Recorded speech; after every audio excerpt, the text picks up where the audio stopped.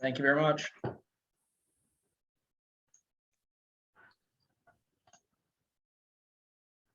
All right, I have 7 o'clock. Mr. Knopper, you're all set? All good. All right, let's call to order the regular council meeting here on Monday, December 6th, 7 p.m. And like we've been doing as of late, due to the COVID-19 restrictions, we are having this meeting via Zoom and airing it through our Facebook page. And if anyone throughout the evening has any questions, as always, they can submit them to pnopper@townofstandrews.ca, and those will relate specifically to agenda items. So let's get into the recording of attendance. I think all members of council are in attendance. Just doing a quick check. They are. Thank you very much, council. I'll be looking for someone to move to approve the agenda. I see Councillor Heenan and seconded by Councillor Blanchard. Is there any changes to this agenda? Okay, seeing none, call the question. All in favor of this agenda, please signify by saying aye. Aye. And that is every single person, so that has been approved. I know Elf on the Shelf there in the corner. I like that. I just noticed it. We'll get into the disclosure of conflict of interest. Is there anyone? First of all, we see Deputy Mayor Acadji. Please go ahead, Deputy Mayor. I have, it's not really a conflict. I think I should bow out for the dial-a-ride when you decide about the parking space, PW 211204. Absolutely. Excuse Certainly. myself because I'm so involved with it, so I don't want there to be any discrepancy. Perceived, yeah. Okay, just recuse yourself at that particular time. Is there anyone else? Councillor, I see a couple. Councillor Hurdle. Yeah, similarly with Deputy Mayor Acadji, just in regards to FA 21107 regarding check signing authority. Just for transparency with my employer, just want to just bow out of that one. Perfect. You've been very consistent on that one, so we'll look for you to recuse yourself. It's one of the earlier motions, and I see Councillor Blanchard as well.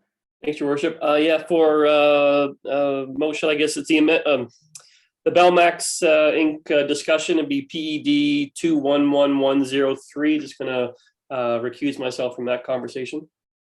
Thank you very much for obviously making us aware of that one. And myself, I will be recusing myself for amendment to bylaw Z210-4. It's the one in regards to Van Horne Garden Home. So I'll be looking for Deputy Mayor to lead that one as she has throughout the process. Thank you, Council. Is there any others? For us, quite a few. Just a reminder, I'm bad at it too, but there is a form that we all should submit. Mr. Knopper can help you with that just to formally declare that. But thank you, Council, for making me aware of all those. We're into presentations now, and the first one will actually be Neil Shorthouse. So Neil, a lot of you know from Minister's Island, but he's also the chair of the Tourism Accommodation Levy, and he's going to do just a little introduction to the 2022 budget and give us some high-level information on the great things that they have going on. So, Mr. Shorthouse, I'll pass it over to you. Maybe take us through some of your information, and then I'll do a round of questions from council, and appreciate you joining us. Thank you very much, Your Worship. Mayor Anderson, Council, just wanted to thank you for allowing the Talbot Explore St. Andrews Board to address you, and also thank you for your ongoing support of tourism initiatives, not only through this fund, but through regular daily activities. And I just wanted to give a special thanks to Chris Spear and Paul Knopper for their support and being a solid resource for us. It's been very helpful to guide us through the processes and try and identify advantages and pitfalls as we have started this organization up. So if I may share my screen with you. Hopefully, can you see the PowerPoint presentation there? Yes. Okay, wonderful. We're not in full screen mode. We're just in the presenters mode. Okay, you should be now. And I will apologize, my internet feed has been spotty at best today. So please feel free if we miss anything in the presentation. I'm absolutely, I would like to repeat any points that you might have missed. Make sure you get a full picture. So again, for background, the TAL board has been running with the brand Explore St. Andrews as a unique identifier for our town within the provincial and Atlantic tourism sphere. And we are solely a volunteer board working to create and communicate that brand and to get the message across that St. Andrews is a preferred destination within Eastern Canada. Just to give you a little bit of update and progress on the 2021 budget, giving you a 10,000 foot level only in our spending, the total of 169,272 was granted to us, which was the TAL portion and the town's portion of that levy in a very what we anticipate was a down year, and that has really helped us out in putting some strength behind our marketing program specifically. But again, 20% as mandated has gone to support over 20 local events and festivals.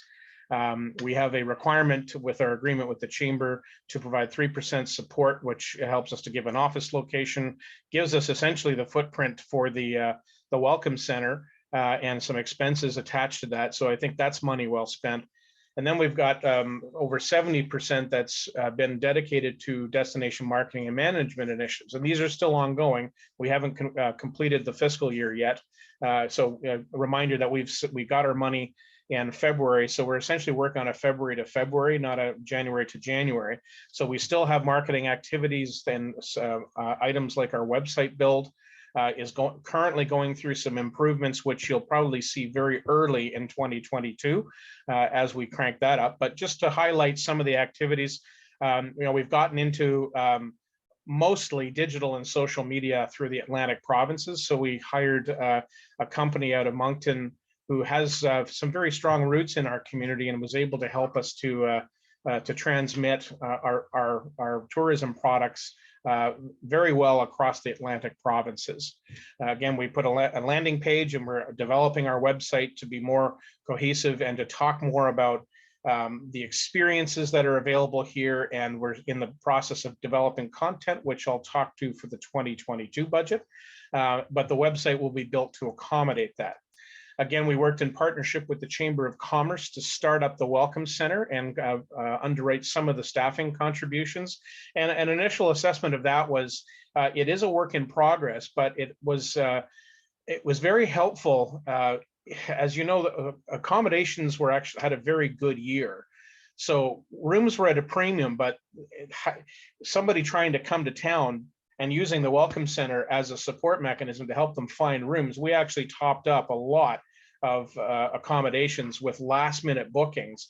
And the Welcome Center was one of those points where we were able to touch the customer one-on-one and to fulfill those bookings. And of course, with taking my board chair hat off with Talb and putting my Minister's Island hat on, we rely a lot on referral business. So a lot of that does come through the Welcome Center. So, we're still measuring the overall metrics with that, but we do think, in a line, it was a success and we plan to continue that.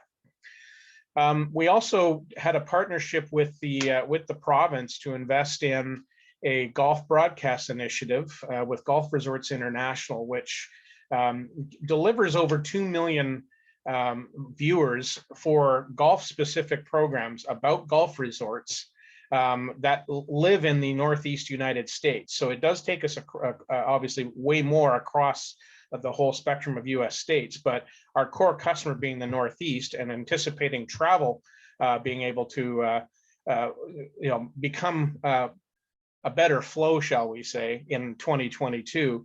The airing of this broadcast in the first quarter of 2022 will really help us with that segment. The filming, I've only seen a rough cut so far, but it does a great job of describing the Algonquin golf course and the resort as a resort destination, but also highlights St. Andrews as a quaint seaside town that you get without the major crowds that you get in some of the US Northeast destinations. So we feel that was a win. And the fact that we have this levy fund to be able to help contribute to these types of initiatives is a great advantage to us. Also this year, we launched a community recognition program, which admittedly has been slow to uptake, but we've started it and we're going to continue to do it to help to give profile to frontline hospitality workers and to create some stories for our community to tell as a means of attracting customers. So our 2021 objectives achieved. So we put a check mark beside the website.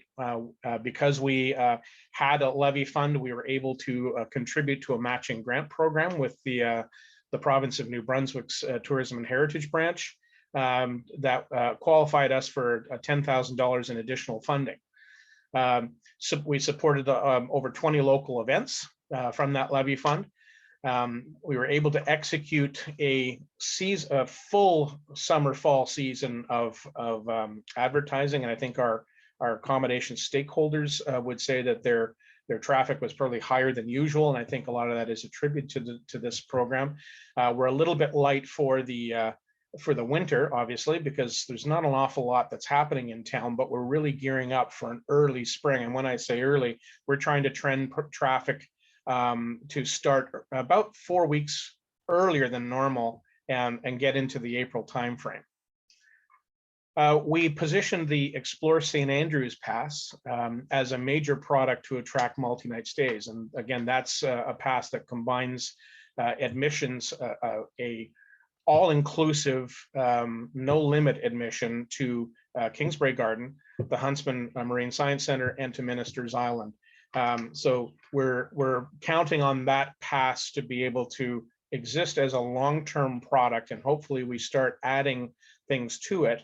But this year was a test year for that, and it was a moderate success, but I think this will give us legs to as we start expanding our broadening our advertising campaigns to really put this as a positioning tool for both couples and for families. We collaborated with the Chamber to activate the new Welcome Center and created the Anchor Awards, again, which I just mentioned. Some of our key learnings were related to some of the challenges, and I think that Council will probably be well aware of a few of these. But firstly, and I think probably most importantly for us as an organization, is that our organizational capacity and the scope of the activity that we have is more than what our volunteer board can actually execute. So to be effective and persistent and consistent in our advertising and marketing efforts, we need to get our arms around other outside resources. So whether that's hiring more key project managers or staffing to do that, we haven't yet decided, but part of our budget strategy is to put some strength behind building our organizational capacity to ensure that we're maximizing every dollar spent. Of course, the pandemic, as is no secret, has been affecting consumer sentiment towards travel. I think we had St. Andrews had a fairly successful year compared to other places in the province. So I'm happy to say that.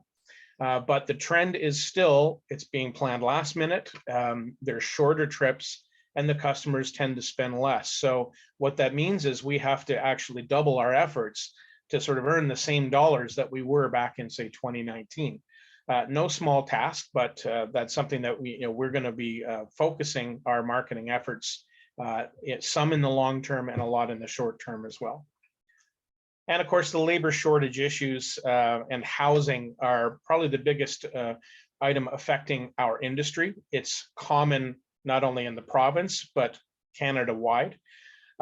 We think because we're a small town with potentially some exceptional partners in the town, in NBCC and others, that we might be able to position ourselves above some of those issues. So if we're strategic and smart about how we do things, we hope that we can create a competitive advantage and meet the challenge that is attracting customers to near full capacity, but still being able to direct people where to find dinner on a Tuesday night, which has been a challenge this year.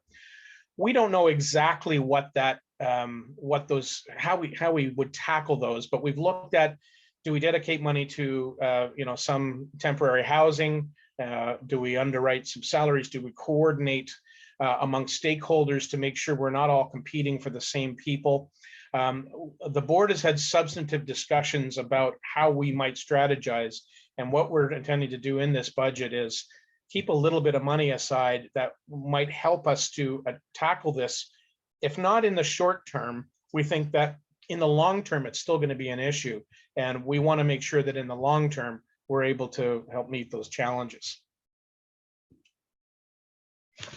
Our marketing initiatives, so again, targeted advertising, our customers tended to be New Brunswick based, and we had some success with the Atlantic and Quebec and Ontario. Some Northeastern USA customers, but still there's a lot of uncertainty there. So as the border opening becomes more stable and the vaccination requirements become more standard, we expect that we'll be able to start our normal advertising that we did in Northeastern US. It doesn't mean to say visitation will follow, but I think we have to get cracking at it first to make sure over the long term we get there. We want to professionally tell our story. Right now, we've been very thin on the storytelling, and I think what makes St. Andrews attractive versus other destinations is our storytelling. It's our hospitality. It's the people behind it that make sense. So we're going to dedicate some money to content development for our website, social media channels, etc. Again, supporting local events, helping operators navigate business limitations, as I just mentioned. We plan to continue to support the Welcome Center, although we're still working with the Chamber to decide exactly how that's going to roll out. But really put punch behind our community's profile as an attractive group destination. The Algonquin has been fairly successful with groups in the latter stages of 2021. And I think our prospects are good for 2022. So when we look at that, sports tourism opportunities and other initiatives, my experience in other markets say that if the community starts to step behind some of those initiatives, and for example, paint the town St. Andrews blue and make sure we welcome that group, that St. Andrews, the Accommodation Levy Board can put a little bit of money to support local businesses in welcoming everyone. So it's kind of a hosting strategy that we're working with. So based on the projected budget, so we have numbers up to the end of third quarter. So if we look at third quarter results that we have in the bank now, and look at what we did in 2020 and replicate that for 2021, it looks as though we may have $194,000. Again, that is still yet to be approved, and those numbers won't become available for several weeks. But based on the assumption that we're operating with $194,000, the structure of our budget allocation works relatively the same as it did for 2021, but puts a little bit more strength in destination management initiatives. So making sure that we're able to meet some of those industry challenges, because that will in turn support local business. So just a rough breakdown. So the 20% works out to $38,000 in grants, which is more than we had last year. And we anticipate we'll be able to fully subscribe those to events and festivals to help their marketing efforts. The 3% to the chamber is $5,800. So the change in the destination management marketing is we went down from about 70 to 64, but we're actually dedicating more money to destination marketing initiatives. And again, we're conscious of the fact that we can market ourselves to death, but if we can't fulfill the promise of having restaurants open, making sure accommodations are operating at full capacity, we're not creating the right story. So we want a little bit of flexibility in that marketing budget to be able to support those initiatives for capacity building and to support tourism, housing, and staff development. But there will be a drop dead point that if we haven't found anything, we're not going to hold on to tens of thousands of dollars in perpetuity. We're planning to spend those in marketing. So our marketing committee has sort of worked on a two-tier budget that says, based on the numbers you see in front of you, we're going to execute, option A. And then if option B comes into play, we'll be able to add and top up to that 121,000 mark with advertising. Again, the Anchors program, which will include in 2022, COVID pending, a recognition event for our community to be able to attend and celebrate. There may be things such as bursaries and others going to to work community workers. So, our community committee is working on a really good plan to support and recognize our frontline workers. Again, Talbot administration contingency, all low numbers, but basically they're almost a carryover from 2021 in terms of its practice. But we're going to increase our presence in the Canadian tourism sphere, so becoming members of the Travel Industry Association of Canada, and be sure that we have a presence at TINB events, etc. So they're not necessarily marketing initiatives, but we want to be seen as a force in the industry. And just a quick note on that. Our community committee started an initiative to produce envelopes that told customers how they could utilize the travel incentive. And it was reported back to me with great pride that the highest number of redemptions were in St. Andrews. So what that says is our industry stakeholders are in tune, and we're able to communicate effectively with our customers, and we want to step that effort up. So Talbot Explore St. Andrews Board is committed to the long-term health of the local economy, and a great driver of that is tourism business. So everything that we do is in mind of that objective. And as we start developing our long-term plans, we've been very much in a startup phase and a recovery phase for COVID. We're hoping that once we get sort of beyond the 2022, we can start sort of looking at a bit more strategic and long-term initiatives, but we're very much about the here and now, but we've got an eye to the future and how we can work with the town to develop that long-term strategy and ensure the health of our business. So with that, again, I want to thank Town Council for your support of the local tourism industry and the support of its stakeholders. And I would like to open the floor to any questions that you might have. Thank you very much, Mr. Shorthouse. Appreciate the presentation tonight. At this time, I'll open it up to any members of council that have any questions for Mr. Shorthouse. Just, oh, go ahead, Councilor Blanchard. Yeah, I was sort of waiting just to see, but the question I did have initially was because you talked about, and first of all, I'll say thank you for the presentation. It was excellent. But the first thing that sprung to mind when you mentioned possibly opening up or trying to generate more traffic earlier in the season, I think up to 4 weeks earlier, I did immediately think of the labor shortage that many of the businesses in town experienced last year, and I was happy to hear you addressed. You were looking at that and trying to figure out ways to address those. Just out of curiosity, I think you had mentioned you've been talking with the Chamber of Commerce on that. Have there also been discussions with the town, with town staff, with Mayor Henderson at this point? I'm just curious to know how much town has been involved in what type of assistance or what we could look at, to partner up in terms of trying to address that labor shortage issue. Just, I guess, before Mr. Shorthouse goes, so we have met. In fact, we've actually met with representatives from the province as well through TINB, so it's the Tourism Association of New Brunswick.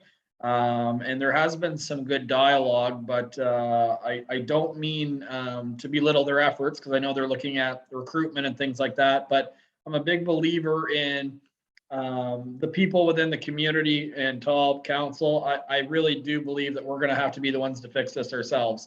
And again, I'm not discrediting their effort, but we were talking about some of the challenges, and they were talking about going to Montreal to recruit industry workers. And although that sounds good, the reality is the first question they ask for doing my own recruitment is, where do we live?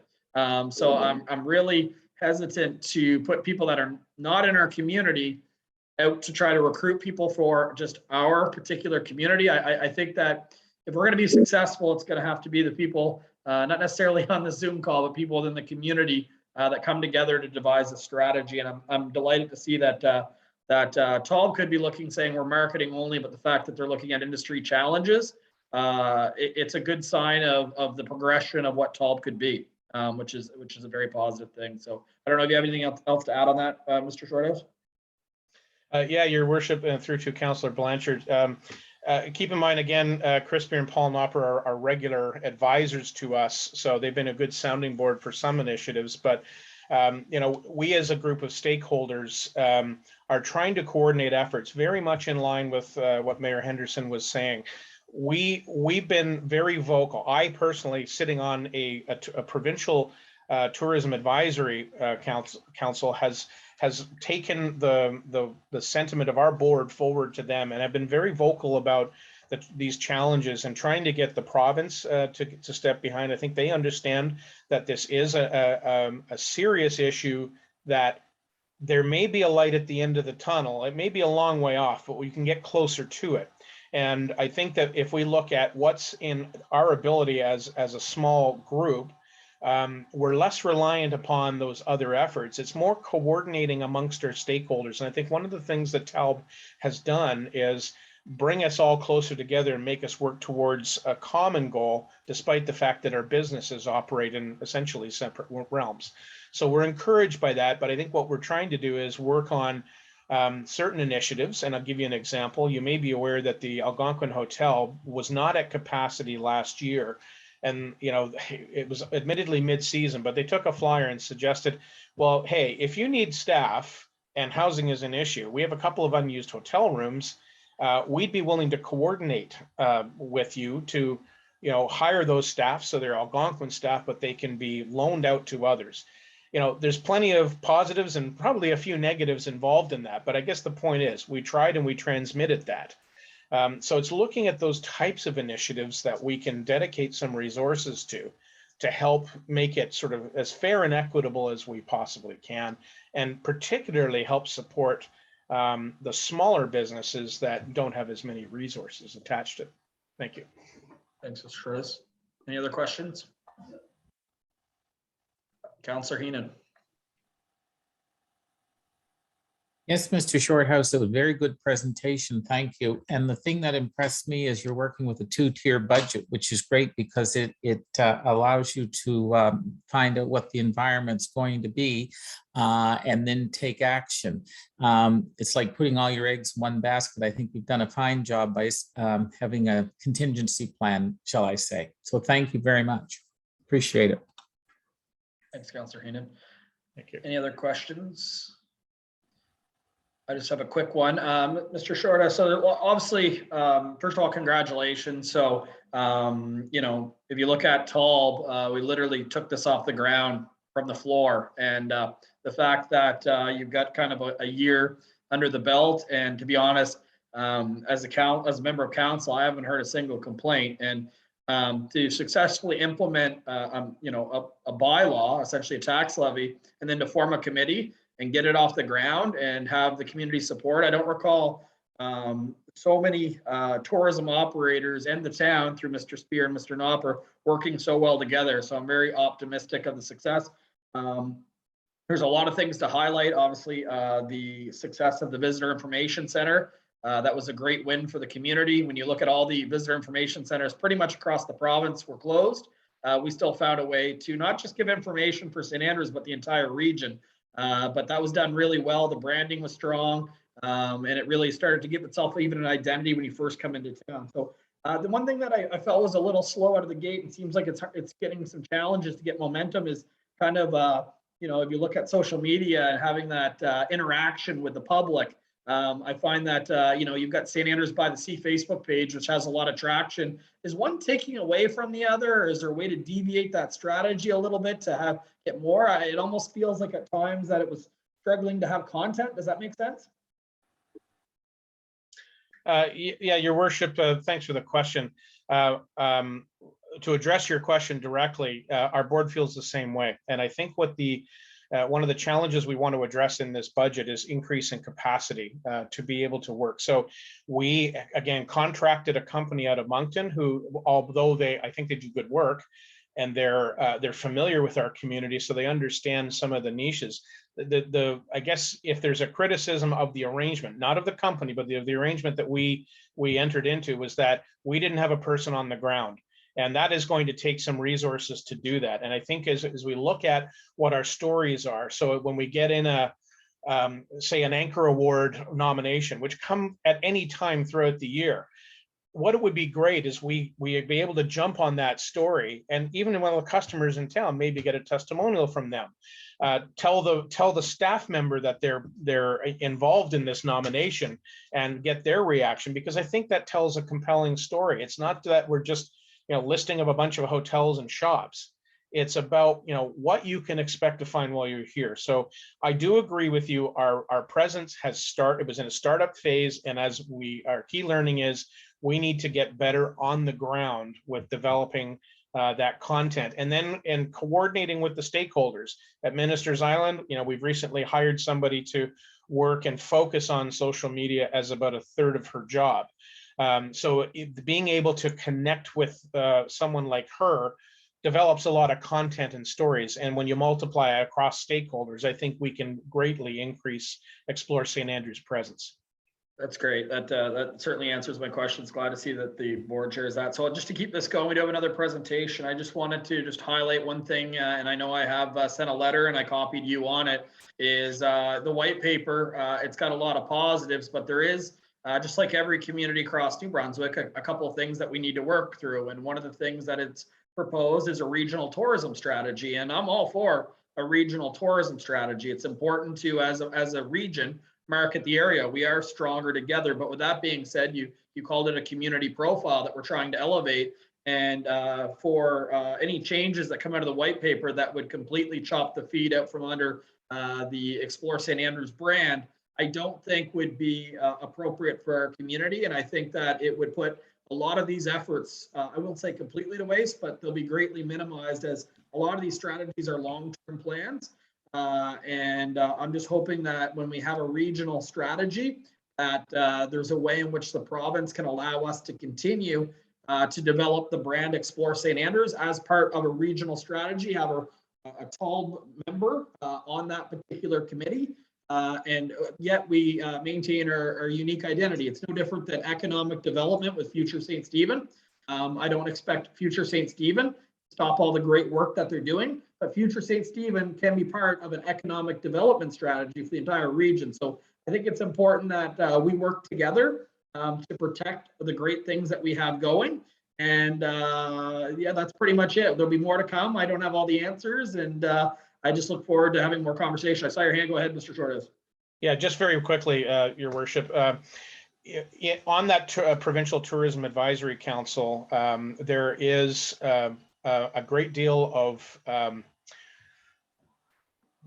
I shouldn't say consternation, I guess concern about how that white paper might be rolled out across the province. And I think one of the things that it was explained to us by the authors of the white paper was that tourism is still in a gray area. So what that opens up is the opportunity, as they state, for certain destination marketing organizations, which Explore St. Andrews is, to be able to operate as the whether you call it as a service provider, but the prime marketing agent. So there would be a connection to the local service commission, but that DMO essentially can still operate as it is. And I think there's a recognition that the service groups don't necessarily have the expertise to market tourism. So in our board's long-term thinking is we've made appeal to outside organizations, like the Rossmount pays into our fund.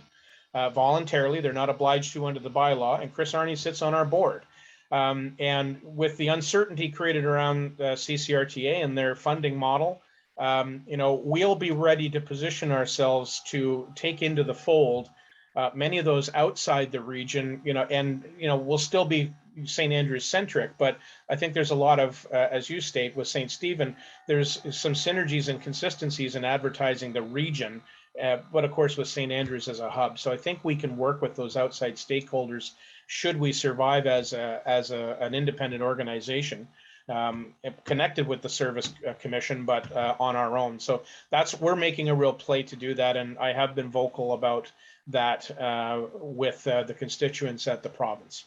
Perfect, and we'll continue to do that together. And just wanted to highlight that obviously there's going to be a transition period, and I look forward to as partners, the town and Explore St. Andrews working through that to make sure that the transition period doesn't have any setbacks when the industry is already trying to recover, to be completely honest. And if there's one thing that we can be proud of, is St. Andrews was a silver lining for the province during the pandemic when it came to visitation and tourism. So thank you very much for your time tonight. We went a little bit over, but we don't do this often, and for some of the people around this table, it was their first time kind of, I guess you could say, getting the presentation on the great things that TALB does. So thanks for your time, Mr. Shorthouse. Appreciate you jumping on the call, and have yourself a great evening. Thank you very much for your time. All right, moving right along. Let's just jump over here. We've got our second presentation. And after, I think it was what, 2 weeks off, Bree is back doing another presentation on behalf of Eastern Charlotte Way. So she's the executive director, Brianna Cowie, and she's doing the presentation on the greenhouse gas mitigation plan and energy study for the town of St. Andrews. So welcome back. Thank you so much, Your Worship. I do appreciate the addition of the elf on the shelf counselor. That's great. Thank you so much, your counselors and Your Worship. I wanted to introduce Aldia Poirier, who is our climate change manager over at ECW, and she'll be doing the presentation. But like Your Worship had mentioned, we are currently working on a corporate emissions inventory for the town of St. Andrews. So with that, I'll hand it over to Aldia and take it away, Aldia. Thanks. Thanks. I'm just going to share my screen.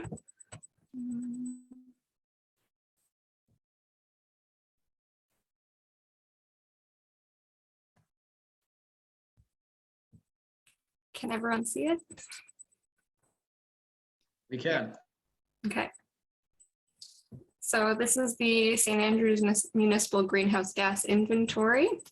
The objectives of this project was to create a baseline inventory of GHG emissions for the town and forecasting them, and to set an emissions and energy reduction strategy, and to develop a local action plan to help guide the municipality to meet this reduction.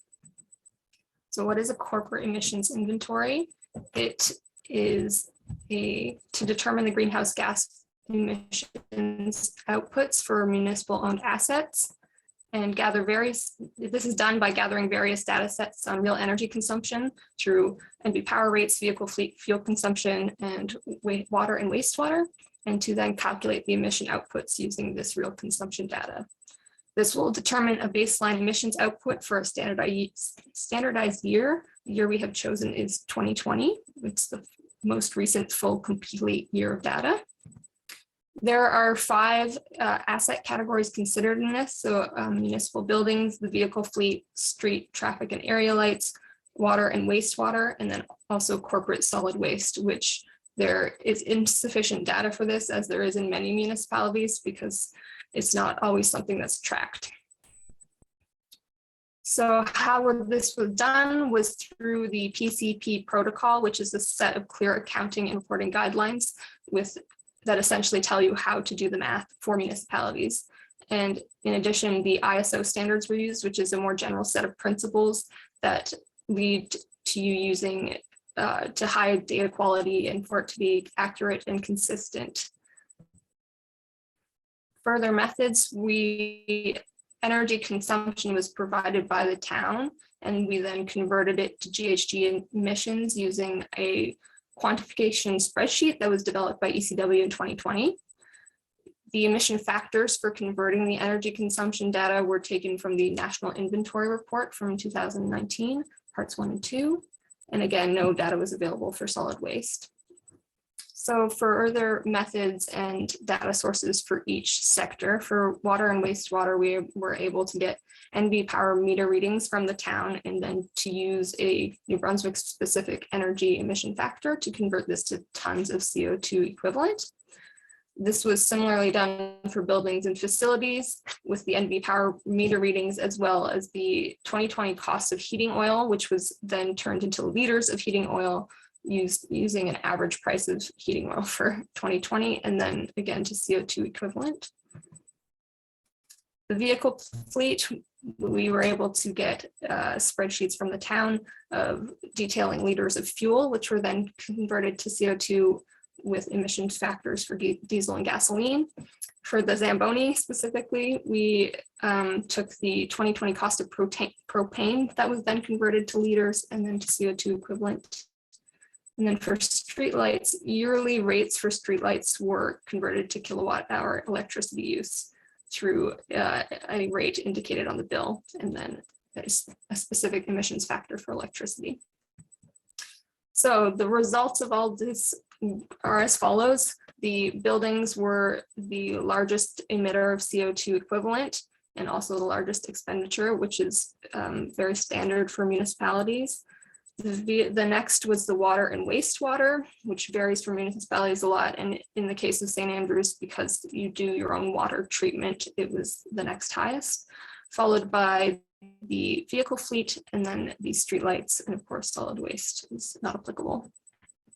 If we divide this up by sector, electricity is the highest emitter of CO2, which makes a lot of sense.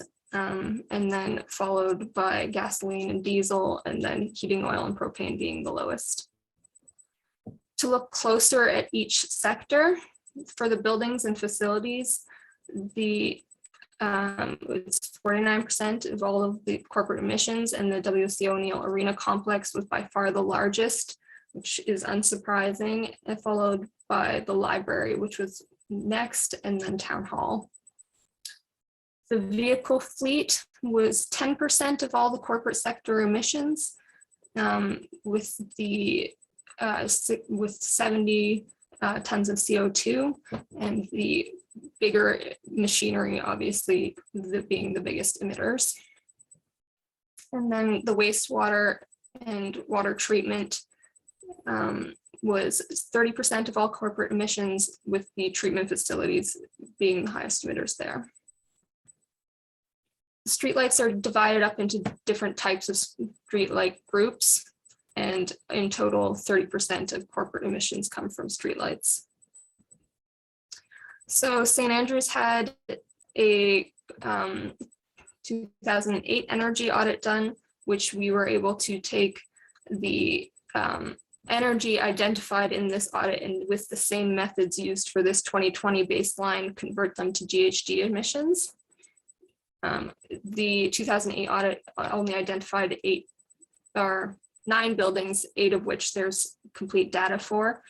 And with a comparison between the 2020 and the 2008 emissions, there was a 22% reduction, which is very promising and will help with the next steps of the project, looking into what activities were used to achieve this reduction and what can be implemented in other projects. Speaking of next steps, the next step is to set an emissions reduction target, and then to develop a local action plan to reach these targets. And our suggested recommended reduction is 30% below 2020 levels by 2030, which is a reduction of 200 tons of CO2. And the next steps of these projects, developing the local action plan, will detail how we can meet this reduction. Any questions? Thank you very much. That's obviously positive news when you see a reduction of 22%. Question for you, is that pretty typical of municipalities? Are we seeing a lot of municipalities, as they kind of expand, are they actually increasing their emissions, or with things like, window efficiencies and alternative types of power, maybe heat pumps and stuff? Are we seeing that quite typical, or what's the standard that we're seeing out there? Yeah, that's a great question. So ECW conducted this study for similar municipalities in 2018 as well. And we have seen reductions since then. And, with technological advancement, it's a bit more difficult. So the intention of creating a baseline is to be able to obviously indicate, 10 years down the road, what successes we've had, but also to be able to apply for funding to be able to justify our overall reduction.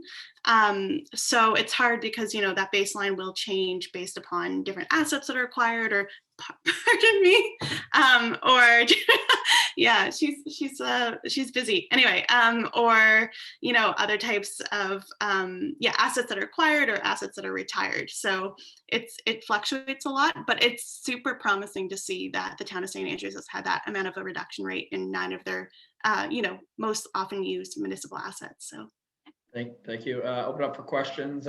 Councillor Blanchard, I see you ready to go. Yeah, thank you, Your Worship.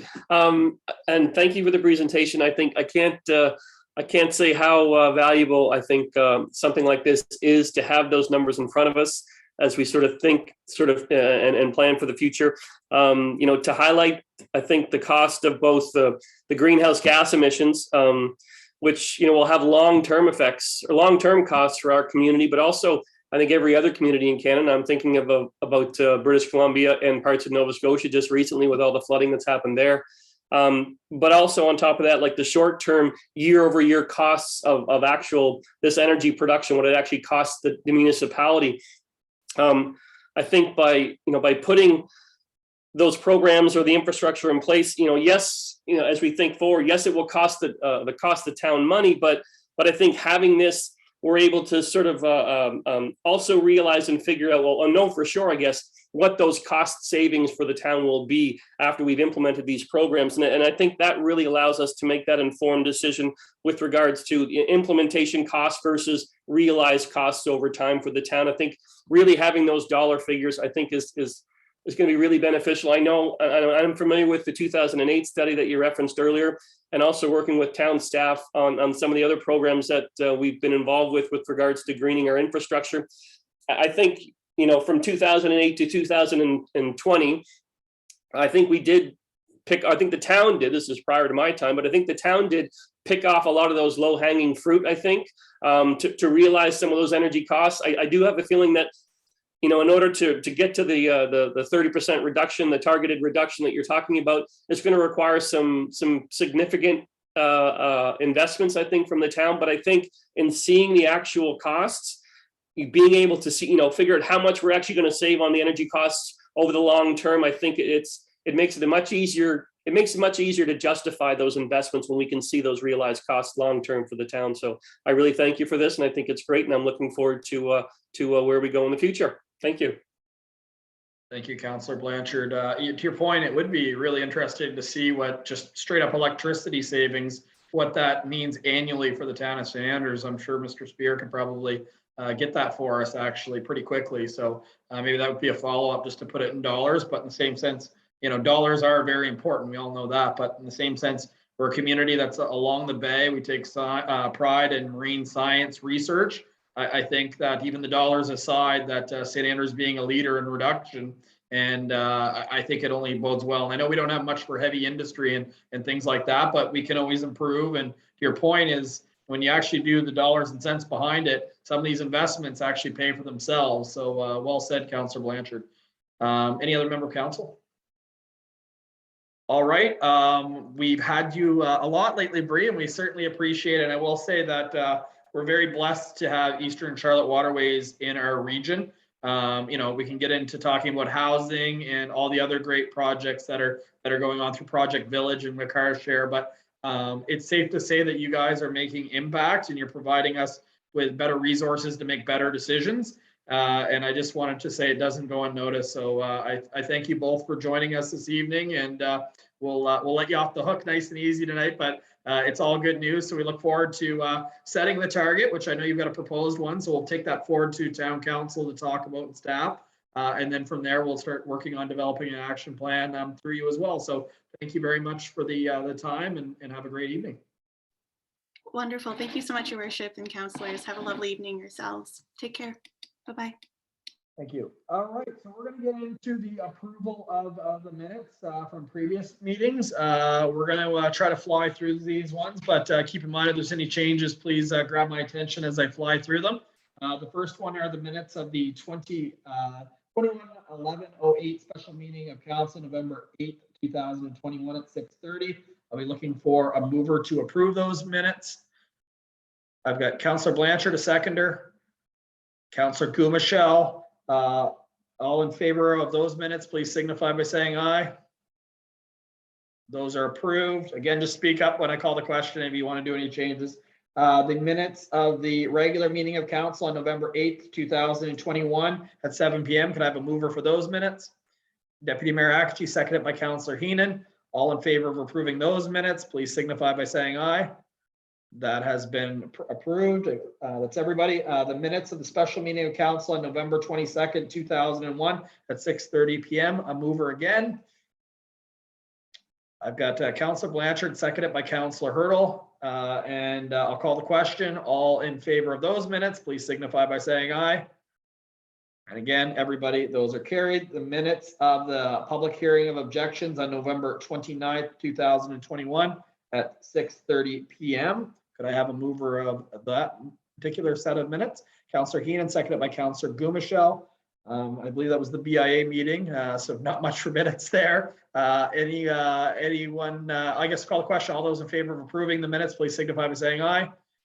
That's again, everybody. We're moving right along. Now we have the minutes of the special meeting of council on November 29th at 6:45 p.m. A mover. Got Deputy Mayor Akaji, seconded by Councillor Hurdle. And all in favor of approving those minutes, please signify by saying aye. Again, everybody, and the last set of minutes would be the minutes of the committee of council meeting on November 29th, 2021 at 7:15 p.m. Look for someone to move. And that is Councillor Hurdle, and seconded by Councillor Heenan. And all those in favor of approving those minutes, please raise your hand.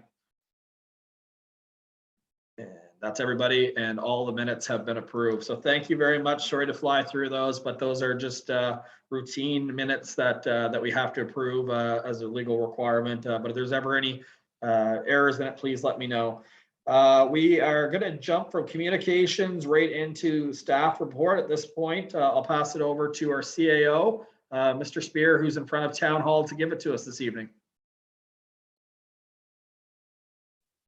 Thank you, Worship. Not part of my report, though, but is to explain why Alfie, the elf, is on Zoom with us tonight. It's actually part of a promotion through TALB called Explore St. Andrews, and various businesses and establishments throughout town are taking a turn with Alfie through December, and we're going to post it on social media with the hashtags Explore St. Andrews and Drive to St. Andrews. So it's, again, part of the Shop Local campaign. And so we just thought from town standpoint, we'd have them do our best we could to have them set up and attend our meeting. So maybe before the end of the meeting, we'll all have a look at the camera so I can take a quick screenshot and post it to social media as the Chamber of Commerce has asked. Thank you very much, Mr. Spear, for explaining that to people that are tuning in. I thought it was Councillor Gumashell in red there for a little bit. But, With the Christmas season upon us and the first significant snowfall has already taken place, the town turned into a winter wonderland this past month. I'm grateful for the continued privilege to report the affairs of the town of St. Andrews. From council, over the past few weeks, council's focus has been on the budget and multiple housing developments that have come our way. But a few other year-end housekeeping matters are on the agenda tonight. The third reading of the Business Improvement Levy bylaw took place last Monday, November 29th.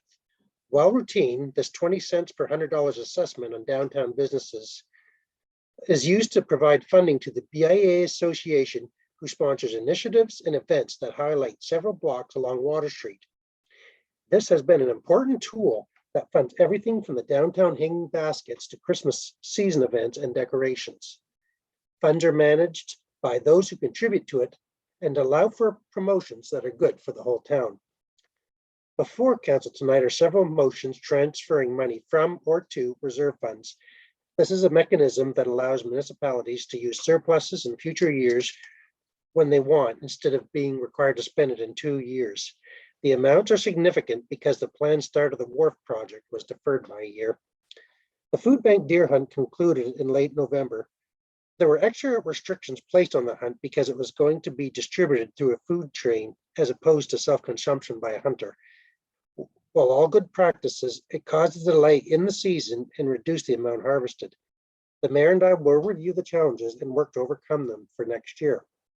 Also before council tonight is a position for Recreational Director, made possible through a partnership with the local service districts and the Regional Service Commission. This is a new position that will increase the exposure and opportunities of recreational experiences throughout the peninsula. Once council approves the full-time position, we will begin the recruitment process so the individual can hopefully begin the end of the first quarter next year. With this being the last regular council meeting of the year, I would like to highlight the significant achievements of the councils in 2021. The voters returned 3 previous members of council and elected 4 new members that we have before us tonight. The updated zoning bylaw was put into effect and will be used to govern development for the next decade. Planning Advisory Committee was reestablished locally, but still under the direction of the Regional Service Commission. St. Andrews was awarded 2 significant funding opportunities in the year for the following projects: $5 million to refurbish Market Square and Market Wharf, and 1.5 million towards trail expansion and upgrades. Formalized personnel policies and formal pay scales for staff. Modified but continued with the one-way traffic on Water Street through the summer and up to Thanksgiving, and through the sale of 108 Sophia Street, enabled a veterinarian service to return to the town and completed their first budget together, which included dropping the mill rate. Congratulations on such an accomplished year. Under administration, the new housing proposals are both exciting and time-consuming as staff review their developments, assist proponents in navigating the needed approvals, and determining infrastructure requirements that align with ours. We hope to make the process more efficient for those who want to invest in St. Andrews. Staff are in discussions with the National Heritage Trust to provide us a visioning exercise to determine the best use of some of our heritage assets. Users and interested parties will be allowed to participate and voice their opinions on the future of those facilities. The long-anticipated white paper on local government reform was released in November. Although some communities have seen drastic changes, St. Andrews is proposed to be included in Entity 56 along with Shamcook and Bayside. I would like to point out a few things surrounding the proposed legislation. At no point did Council ever make a presentation to the Department of Local Government on the amalgamation prior to the release of the paper. We were not surprised at the recommendation as it had been suggested in the Finn report a decade earlier. We too have many questions as the paper was aimed at governance structure and not the execution of services. The Department of Transportation is still maintaining ownership and operation of the roads in the current LSDs. From the staff's perspectives, that alleviates our major concern about the transition. That would have required more personnel and equipment, plus the organization of the routes. I have seen where many of the LSDs have said they do not use town services, but we know that many people come from the expanded areas to the arena, youth center, wellness center, library, and trails. With proposed representation on a new council, our neighbors will now have a voice for direction on these facilities and many other issues. The white paper emphasizes that there will be multiple tax zones reflecting the services being offered. From my understanding of the past amalgamations, the transition teams help establish a multi-year, multi-zone tax rates to provide stability. A few years in the future, the council of the new local government will determine the policy moving forward. It is premature to think the zoning requirements currently in place for St. Andrews will automatically expand to the new entity. Each of these districts already have a rural plan in place, and my expectations is that they will be blended in with ours to create a hybrid of the three. There will be a provincially government appointed regional facilitator who will work with councils and staff to formalize the new structures moving forward.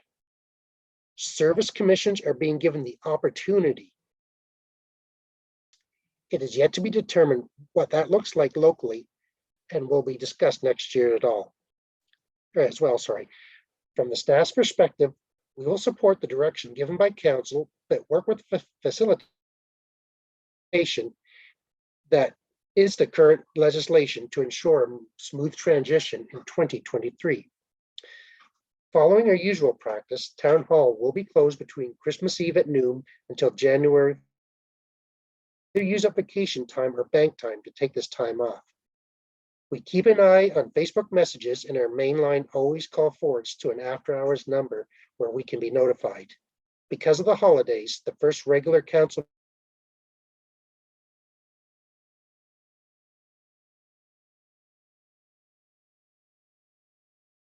Looks like Mr. Spear froze there for a moment.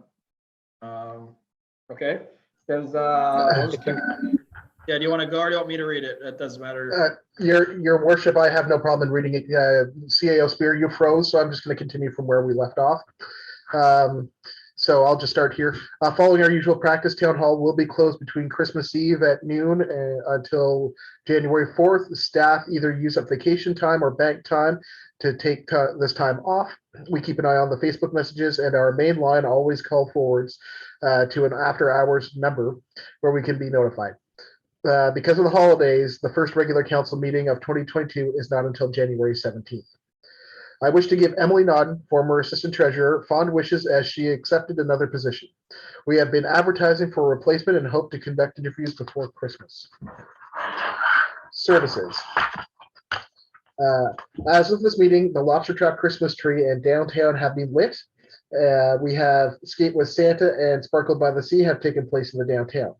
Christmas time is certainly here, and we cannot emphasize enough how important it is to shop local. On behalf of the council and residents, a big thank you to our staff and volunteers for their creativity and efforts in lighting up Water Street. The leaf collection program, as well as the branch drop-off, has ended for this year. Leaf bags can be left at for residential garbage pickup, or better yet, wait until we do it all over again next spring. A reminder, the winter parking ban is in effect for all municipal roads and parking lots. Council is aware of the struggles of some of the apartment dwellers that have no parking, but have determined the risk to public safety and the potential of damage to any vehicle left along the plow route is too great. There are paid private parking lots within the plat to meet the needs of those affected. The Youth Center is partnering with Big Brothers Big Sisters to offer twice monthly programs to enable youth to learn life skills such as budgeting, taxes, post-secondary applications, etc. This is a great source, and I would encourage any youth interested to contact Debbie Lord at the Youth Center or through the town hall. The operations manager worked with staff, a contractor, and CBCL to drain, clean, and refill the steel reservoir. The consultants were present to inspect this important asset and will provide a report back to town concerning the life expectancy and its current condition. As per Department of Environment guidelines, testing for cyanobacteria ended in October, with only trace amounts being detected of this naturally occurring organism. Staff will keep an eye on the intake at the plant for any signs, but testing is not scheduled to commence until the spring. The Ross Memorial Library is offering a grab-and-go seasonal bag, comprising of an advent calendar kit and activity and coloring pages. Patrons can pick them up at the library to take home and make it home. Best completed with a hot chocolate followed by a tour of the town lights.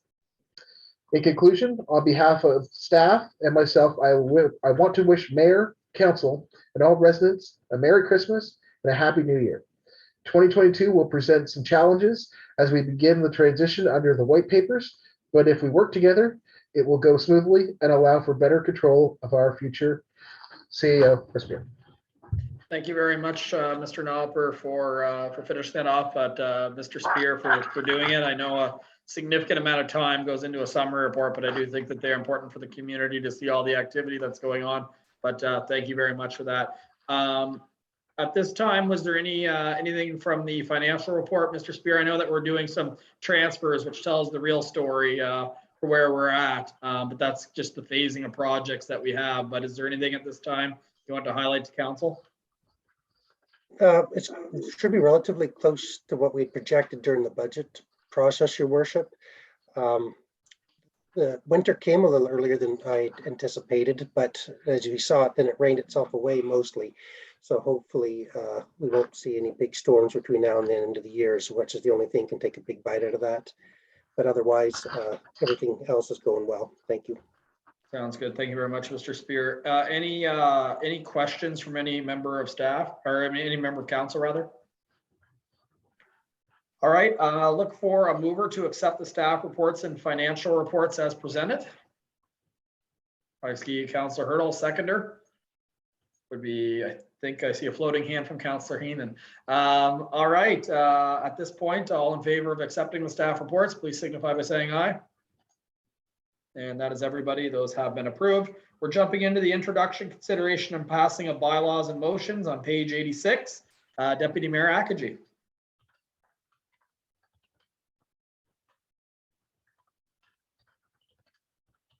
All right. Thank you, Your Worship. My first one is FA 211107, and it's the check sign. The subject is the check signing authority. The background is this: the current signing authority with the Bank of Nova Scotia is the mayor or deputy mayor and CAO / treasurer or assistant treasurer. With the departure of the assistant treasurer, It leaves the CAO and / treasurer as the only member from the staff who can sign in case of an unexpected illness or disability. It leaves no one available for the required second signature. It is staff's recommendation to appoint Mary LeBlanc, accounting clerk, as the temporary second signing officer. So the motion is this: be it resolved that accounts in the name of the town of St. Andrews, herein called the corporation, be kept at the Bank of Nova Scotia, herein called the bank, and the mayor or deputy mayor, together with the acting clerk or accounting clerk, are hereby authorized for and in the name of the corporation to sign, make, draw, accept, endorse, and deliver checks, promissory notes, bills of exchange, orders for the payment of money, and such agreements and instruments as may be necessary or useful in connection with the operation of the said amounts.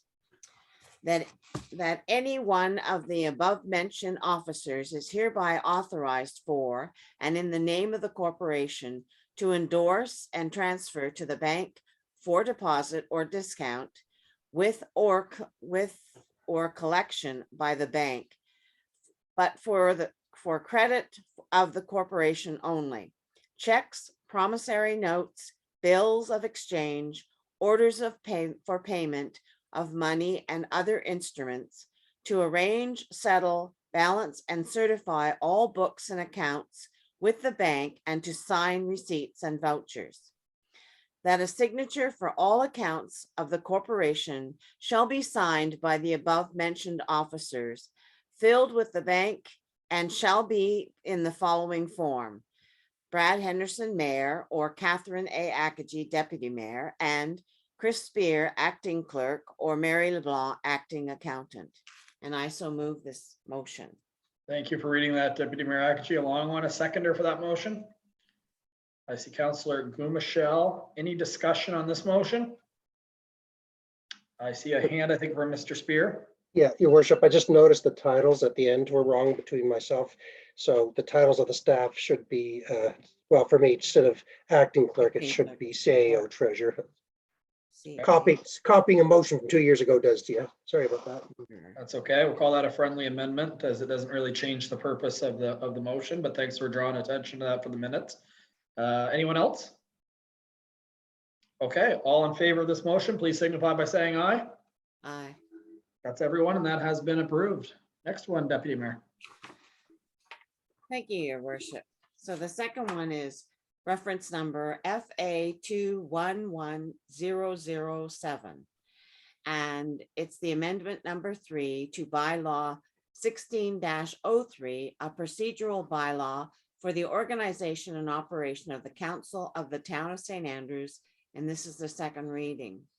Bylaw 16, the background is this: bylaw 16-03 governs the organization and operations of the Council of the Town of St. Andrews. Each council has an opportunity to review and make changes to this document. Provided with this report is amendment number 3 to bylaw 16-03 for review by council. The first reading was November the 8th, 2021. And the motion is this: that council grant leave for the second reading to amendment number 3 to bylaw 16-03, a procedural bylaw for the organization and operation of the Council of the Town of St. Andrews. And I so move this motion. And a seconder for that motion, Councillor Gumashell. Discussion on the procedural bylaw. Seeing none, our second time around. So I'll call the question. All those in favor of going to second reading, please signify by saying aye. Aye. That is everybody. So we're going to second reading, and this was advertised in advance, so I could just read it by title, correct, Mr. Knopper? It's amendment number A3 to bylaw 16-03, a procedural bylaw for the town organization and operation of the Council of the Town of St. Andrews. Section 1 is authority. Again, I'm just reading the amendments. The amendment will be section 1 authority, section 5 deputy mayor, section 6 regular meetings, section 7 special meetings, section 14 mayor duties, section 15 regular meetings, Section 15.2 is special meetings. Section 17, changes to the agenda. Section 20, presentations. Section 23, bylaws. Section 24 is motions.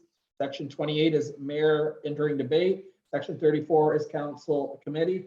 Section 36 is town clerk. And then there is a section which is a schedule to standing subcommittees. It was read the first time on the 8th day of November 2021, read the second day on the 6th of December of 2021. Thank you very much, Deputy Mayor. So I think you've got another one as well. Yes, I do, Your Worship. FA 211106. And it's the application to the Municipal Capital Borrowing Board. So the background is this. As part of the 2022 budget process, council agreed to borrow $1,170,000 in the General Capital Fund and $1,214,000 in the Utility Capital Fund to partially finance capital expenditures. The funds for the General Capital Fund have been previously approved by the previous council through the Municipal Capital Borrowing Board.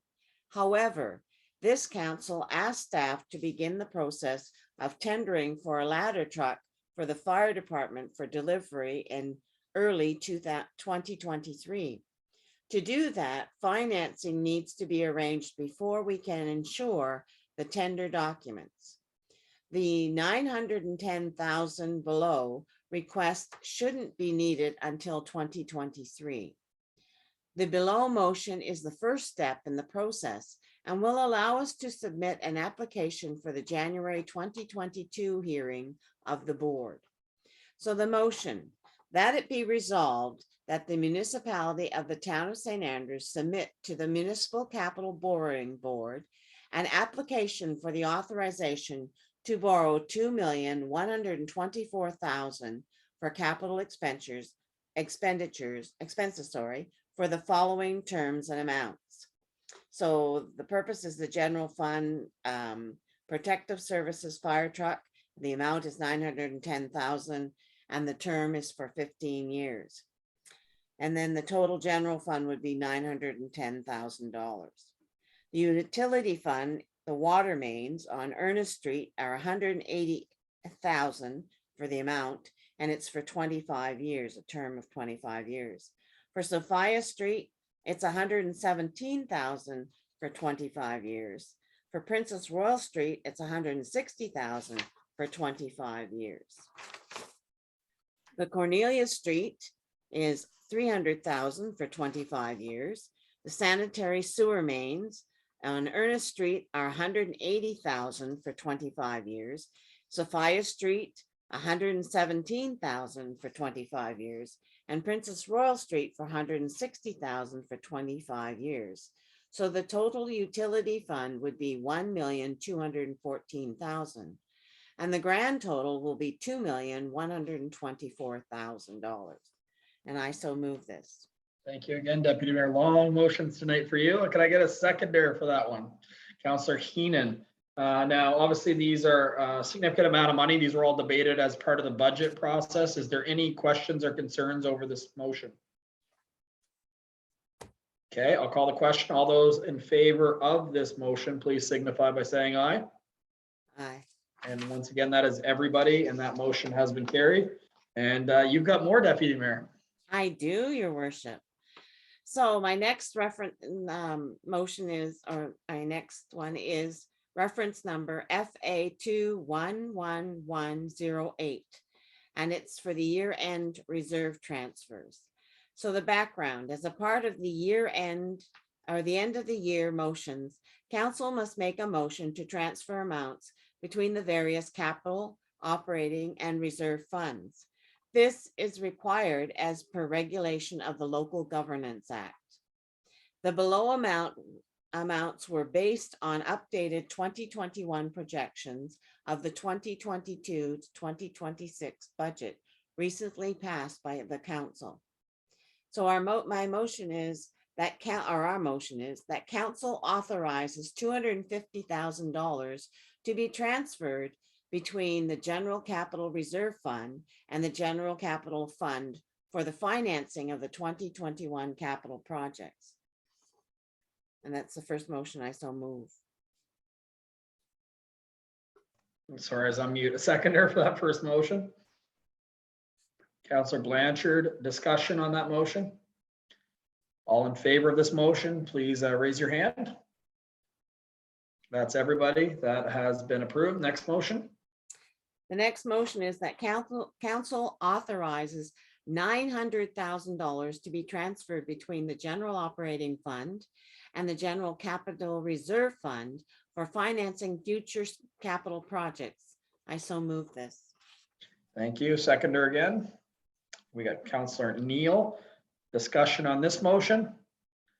None. So all in favor, please raise your hand. And again, that is everybody. That has been carried. Next motion. And the next motion is that council authorizes $50,000 to be transferred between the general operating fund and the general operating reserve fund to help offset future shortfalls. And I so move this. Thank you again, Deputy Mayor. Seconder. Councillor Heenan. Discussion on this one. All in favor of approving this motion, please raise your hand. And again, that is everybody, and that one has been carried. And the last one, Deputy Mayor. The last one is the council authorizes $85,000 to be transferred from the utility operating fund to the utility capital fund for future capital projects. And I so move this, Your Worship. And again, a seconder. Councillor Neal again. So thank you, Councillor Neal. Discussion on this one? All in favor of approving this motion, once again, raise your hand. And that is everybody, and that one has been approved as well. Thank you again, Deputy Mayor Akaji. We're switching over now to the Public Works Committee, which would be the chair, Councillor Blanchard. Thank you, Your Worship. So reference number PW 211109, an amendment A4 to bylaw 1907, a bylaw related to water systems, water rates, wastewater systems, and wastewater rates. So the background on that one, with the recent passing of the town of St. Andrews budget for 2022, the town increased water rates for residential and commercial users. As such, council has to amend Schedule B, flat rates for water consumption and wastewater disposal under bylaw 1907, a bylaw related to water systems, water rates, wastewater systems, and wastewater rates. This change only needs one reading of council as it is amending a schedule to a bylaw. Please see the attached document for a copy of amendment A4. And the motion is that council approves amendment A4 to bylaw 1907, a bylaw related to water systems, water rates, wastewater systems, and wastewater rates. I so move. Thank you, Councillor Blanchard, seconder. Councillor Hurdle, discussion on this one. It was what we set for our forecast in our budget. Okay, I'll call the question. All those in favor of approving this motion, please raise your hand. That's everybody. So that has been approved. So it is amendment A4 to bylaw 1907. It is a bylaw relating to the water systems, water rates, wastewater systems, and wastewater rates. So this is our first reading. I just read it by title. And do I have to, any more thing else I have to do with that one, Mr. Knopper? Will that be suffice? Your worship, that'll be suffice, as this is only a schedule change to the bylaw. It's only one reading. Oh, perfect. So it has been read this 6th day of December of 2021. So thank you very much, Mr. Knopper, for the assistance there. And Councillor Blanchard off easy tonight with just the one motion. So we'll switch over to Councillor Neal, who has a long one. Thank you, Your Worship. This is PS 211108, and the subject is the Federation of Canadian Municipalities resolution on the RCMP collective agreement. The background reads, in August 2021, the federal government and the National Police Federation, representing nearly 20,000 RCMP officers across Canada, completed negotiations on a new collective bargaining agreement. The agreement includes a significant increase in pay for RCMP officers and retroactive pay dating back to 2017. This will cause a substantial financial impact nationally on municipalities that use contracted RCMP policing services. Municipalities are responsible for providing the retroactive costs and increase in pay moving forward. municipalities were not consulted during the contract process and are now affected by having to absorb these additional costs. Provided as a background report from the Federation of Canadian Municipalities, the FCM is gathering resolutions from municipalities to support the federal government absorbing the increased retroactive increases in cost and not downloading them on the municipalities. It is estimated that the town of St. Andrews could see an increase of $95,000 in salary or a 23% increase. That said, the town officer cost is allotted on a contingent of 3. Due to staffing shortages years to date, we have only been billed for 2. The extra cost could be for 2 to 3 positions at $63,000 or a 16% increase. And I guess just before I pass it back to your worship to read the resolution, I'd just like to say that I do fully support the town of St. Andrews participating in this initiative from the Federation of Canadian Municipalities and providing this resolution to them in support of that. Thank you. So I guess that's to you, your worship, to read the resolution. Thank you very much, Councillor Neal. I certainly appreciate that. Since you're a mover on that at this time, I'll get a seconder before I read it. Is there a seconder for that motion? I see Councillor Blanchard. Any discussion on this one?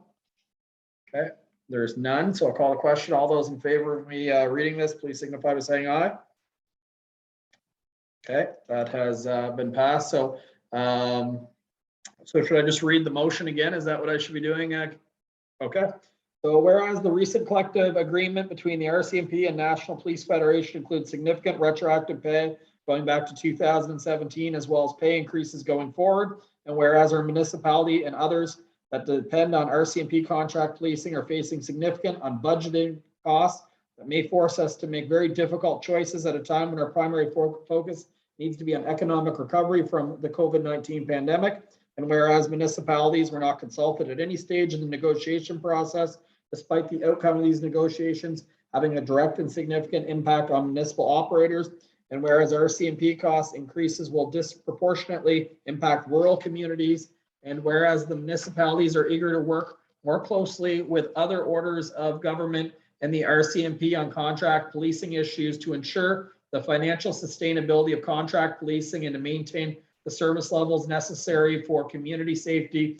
Therefore, be it resolved that the town of St. Andrews joins the Federation of Canadian Municipalities is calling for the federal government to absorb all retroactive costs associated with the implementation of the new RCMP labor relations regime, and be it further resolved that the federal government should commit to ensuring municipalities are properly consulted prior to implementation of measures that impact local fiscal sustainability and ability to maintain effective levels of police services in communities. Now, therefore, I, Brad Henderson, Mayor of the town of St. Andrews, support the resolution on the Royal Canadian Mounted Police Collective Agreement signed on December 6, 2021. And I have set my hand and caused the seal of mayoralty of the town of St. Andrews to be affixed here too. Sounds pretty important, eh, when I say it that way? All right, thank you very much. We'll move along to the next motion, which again, it looks like it will be Councillor Neal. Thank you, your worship. This is PS 211107.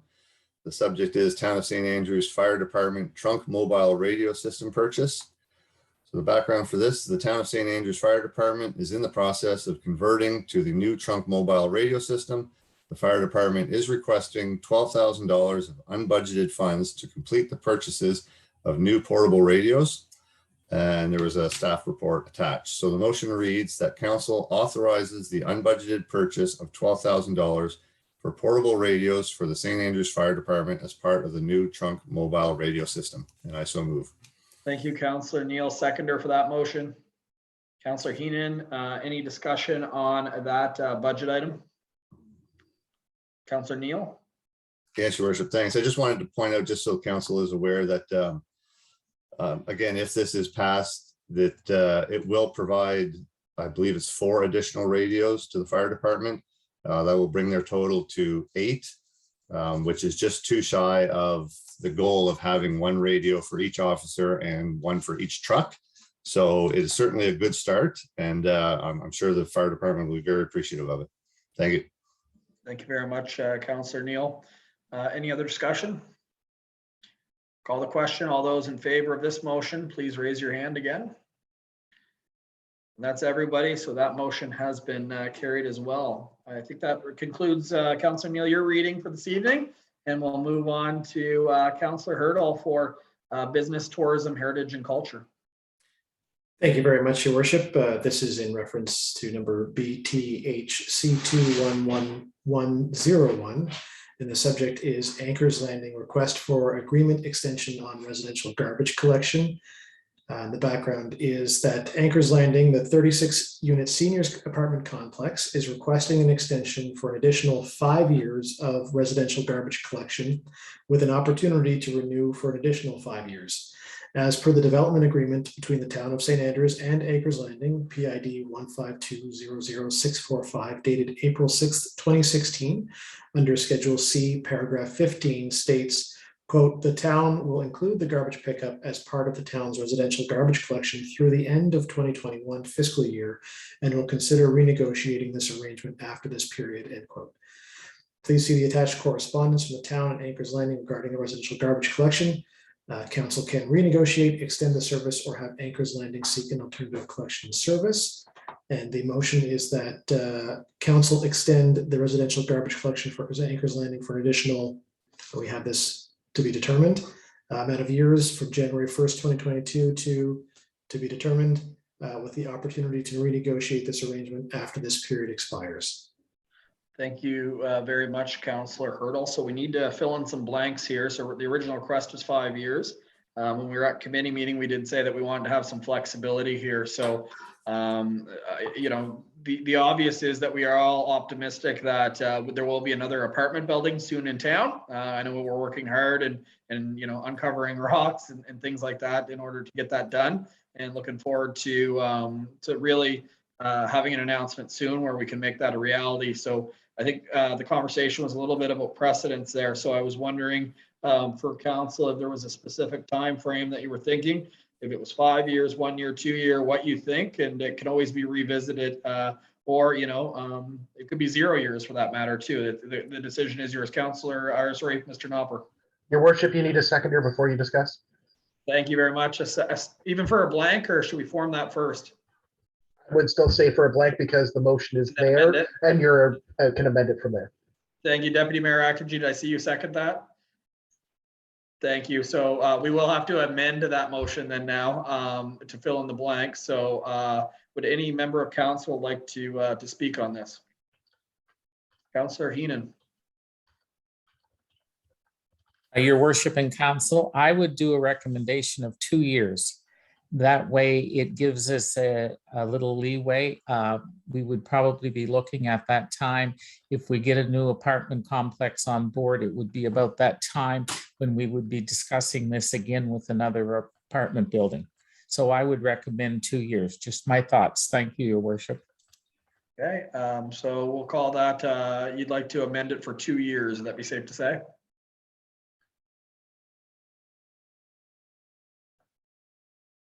Okay, anyone else like to add on to that? Councillor Hurdle. I guess more or less just a point of information, if I may. We're talking about establishing precedent in this case to allow for residential garbage collection to be essentially subsidized by the town for a period of time. We're looking at 2 years for this development, for Anchors Landing, as well as new developments that are established themselves in town. Am I correct with that? To some degree, yes, but it's important to note that whatever time you approve it for, we could develop a policy since we're having more. And it's more of a bridge while we figure out kind of what that looks like. You know, it is important to note, though, in fairness to the actual development, that they do pay taxes to the town of St. Andrews as well. So it's not so much that the taxpayer is subsidizing it as maybe as their own taxes, but you know, with that being said, if you know, it's already been 5 years, I'm sure other developers are going to look at how this is handled as well. I would. In which case, sorry. Oh, sorry, go ahead, Councilor Hurdle. No, I guess in which case, I'm comfortable with Councilor Heenan's suggestion of 2 years as well. Okay, Councilor Heenan, are you, we'll go to you momentarily, Councilor Blanchard. Councilor Heenan, so you are moving to amend it to 2 years, correct? That is correct, your worship and council. Okay, and then Councilor Hurdle is seconding that amendment. So any discussion on that amendment? Councilor Blanchard, I did see your hand.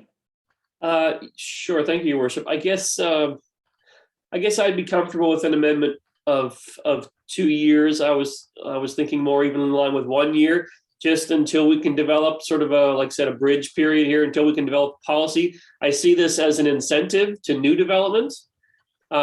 And where that initial agreement was for 5 years, I think that's a fair agreement for a new development. I just question, how long do we continue that agreement for? Does it go in perpetuity? Because again, as has been stated earlier, we are setting a precedent here. So I do like the idea of a way to encourage development as an incentive, one of the incentives that the town can offer, but continuing that on for an extended period of time, I do sort of question that. But I would be comfortable with a 1-2 year amendment just until we can develop that policy moving forward. Sounds good. So we won't look to defeat that new 1. You're comfortable with 2 is what I'm hearing. Okay, anyone else on the amendment before I call the question? Okay, I will, Councilor Gumashell, go ahead. Thank you, Your Worship. I fail to see how we're establishing a precedent. We have a request. We should just vote on the request, and then and in the future, when other developments come along, then we can develop a policy. Thank you. Thank you very much, Councilor Gumashell. I'll call the question then on the amendment. All those, and I'll read it just for you guys. Just it is have a mover in a second, but just to be clear, that council extends the residential garbage collection for Anchor's Landing for an additional 2 years from January 1st, 2022 to December 31st, 2023, with the opportunity to renegotiate this arrangement after this period expires. So all those in favor, we did have a mover and seconder, please signify by saying aye. And anyone, oh, that's everybody. So that has been carried. So at this point, we will approve the original motion. We just approved the amendment. So I'll be looking for a mover to approve that, a motion for that, a mover for that motion. Getting tongue tied here.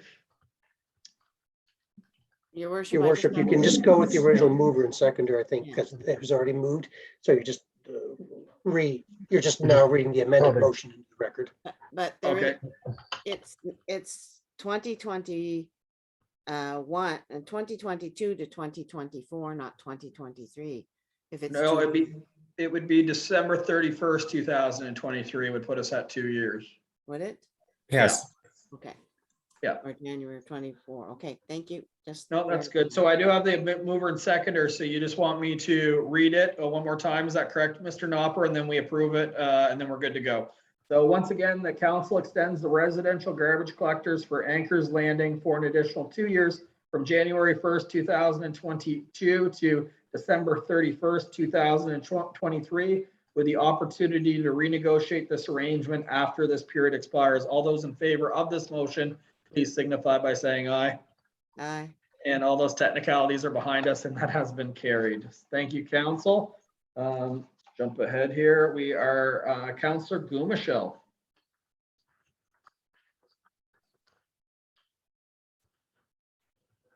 Thank you, Your Worship. It's a fairly long motion. I'll do my best to read quickly, and if I make any mistakes, you can blame the deputy mayor because she taught me how to read. All right, reference number RCS 211104, submitted by myself, and the subject is Recreation Director position for the town of St. Andrews. And the background reads, the Southwest New Brunswick Service Commission has passed resolutions to collect 2 cents to $100 assessments from the local service districts to help fund recreational facilities in Charlotte County. As part of the new funding model, some communities may create recreation director positions. Provided with this report are draft copies of a job description for a recreation director position and an agreement to be signed between the town of St. Andrews and the Service Commission. As part of the process, council will need to pass motions supporting the agreement between the town and the Service Commission and approve the new job description. Once the approvals have been complete, staff will start the process of filling the position.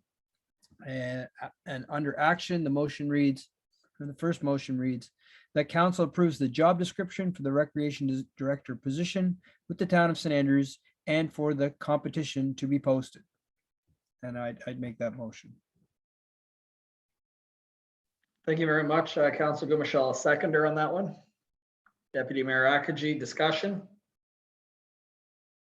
Quick question for Mr. Spear on this one. Is this going to be a contract position with the white paper coming and maybe making changes, or is this a permanent position for the town of St. Andrews? This will be a permanent position. There is funding coming from the province of New Brunswick to help offset it. And so the expectation is that it'll be a fully permanent position. But in year one, they pay 75% of the salary of this individual. We acknowledge that the white paper could change things around, but in reality, the LSDs that are part of the agreement will actually be part of St. Andrews in 2023 if everything that's proposed in the white paper follows through. Thank you very much, Mr. Spear, for that clarification. So any other discussion? All those in favor of this motion, please raise your hand. Everybody, that one has been approved as well. So next motion. The next motion, your worship, is that council approves the Southwest New Brunswick Regional Cooperative Recreational Cost Sharing Agreement between the town of St. Andrews and the Southwest New Brunswick Service Commission. And I would make that motion. Thank you very much. Appreciate that, Councilor Gumashall, seconder for that one. Councilor Heenan, discussion. All in favor of that motion, please signify by saying aye. That is passed as well. So thank you very much, Councilor Gumashall. I'm scurry ahead here in the package. And I believe at this point we are switching to Councilor Heenan. Is that correct? Councilor Heenan. And I'll recuse myself at this point. So Deputy Mayor, I'll let you chair it for this motion. Thank you, your worship. Thank you, your worship. Councillor Heenan, your Planning and Economic Development Committee. Thank you, your worship, Akaji. This is reference number PED 211102. Amendment bylaw Z21-04. 603366 NB Limited Van Horne Garden Homes rezoning for PID number 01326081, first reading. 603366 NB Limited Van Horne Garden Homes is requesting a rezoning for PID number 01326081, a 3.4 acre lot at the southeast corner of Mowat Drive and the Bar Road. The request is to move from the estate residential zone to multiple residential 1 zone to create a housing development. Please see the attached report from Alexander Gopin, Senior Planning of the Southwest New Brunswick Service Commission for details on the rezoning request. And the action and motion is that council gives leave for the first reading to the amendment bylaw Z21-04, rezoning of PID 01326081 for 603366 NB a Limited Van Horne Garden Homes. And your worship, I so move this. Thank you, Councillor Heenan. Could I have a seconder, please? Councillor Gumashall. Any other discussion on this? And Deputy Mayor, we do have Xander Gopin, who actually unfortunately is on vacation, but is attending the meeting if there's any technical questions his way. Thank you, Mr. Spear. Not seeing any, I will ask for the vote. All those in favor signify by raising your hand. Any opposed? Not seeing any, it's carried unanimously. Your second one, Councillor Heenan, thank you. Thank you, Deputy Mayor. That council requests views of Planning Advisory Committee for the town of St. Andrews as per section 110 of the Community Planning Act on amendment of bylaw Z21-04, rezoning of PID 01326081 for 603366 NB Limited Van Horne Garden Homes, and I so move it, your worship. Thank you, Councillor Heenan. I need a seconder for this motion. Councillor Neil, thank you very much. Is there any more discussion or any questions? Alexander is there if you have any questions. Not seeing any, I'll call the question. All those in favor, raise your hand. That's everyone. Okay, thank you. Councillor Heenan, your last one. Yes, Your Worship, that council sets the date of Monday, January the 10th, 2022 at 6:30 p.m. through an electronic meeting for public hearing of objections as per section 111 of the Community Planning Act on the amendment of bylaw Z21-04 rezoning of PID 01326081 for 603366 in B Limited Van Horne Garden Homes, and I so move that, Your Worship. Thank you again, Councillor Heenan. I need a seconder. Councillor Neil. Any questions? All right, I'll call for the motion. All those in favor, raise your hand. And that's everyone. So it's carried unanimously. Thank you, Council. Thank you, Councillor Heenan. And thank you, Alexander Gopin, for giving us your time off your vacation to join us and be our backup if we had any questions. And Thank you. does somebody let the mayor know? Oh, there he is. I'm here. Thank you very much, Deputy Mayor Akaji. Appreciate it. We're going to move to the next motion. Councillor Heenan, and I note that Councillor Blanchard has recused himself, so the virtual musical chairs of council continues. So go ahead, Councillor Heenan. Thank you, Your Worship and Council. This is reference number PED 21103, amendment of bylaw Z21-05, rezoning of PID 150-36031 for Belmax Incorporated, first reading. Belmax Incorporated is requesting a rezoning of PID 150-36031, a 2.1 acre lot between Mowat Drive and Canterbury Close subdivision.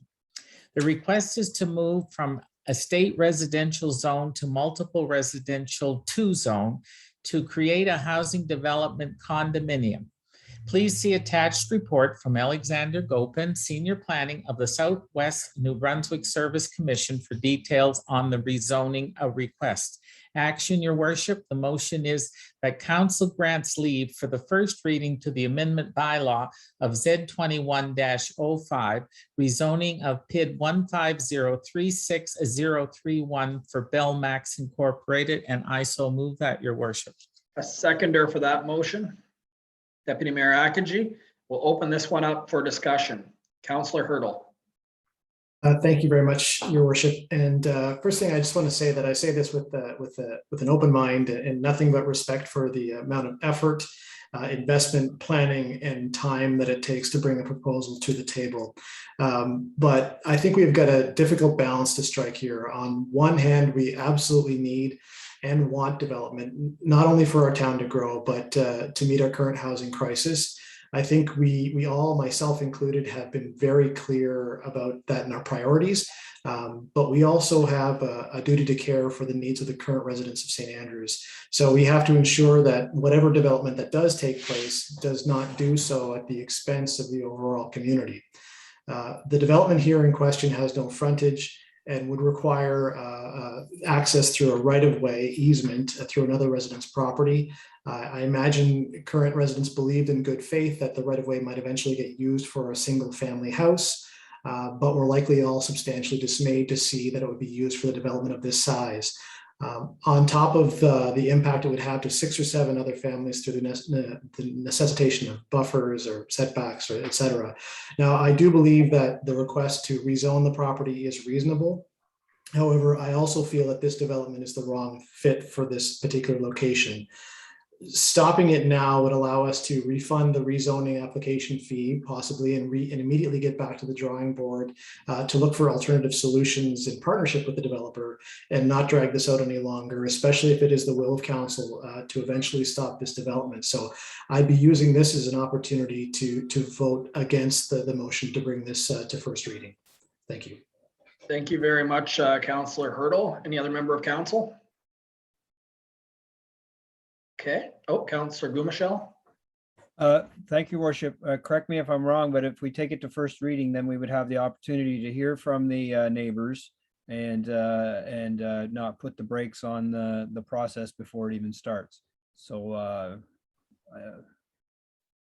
am I correct?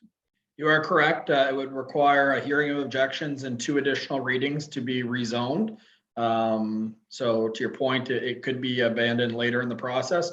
Councillor Hurdle is proposing that from the feedback we've already got from neighbors that he already has enough information to make his decision, but you are 100% right as well. Sometimes you go to hearing objections to hear more and sometimes support.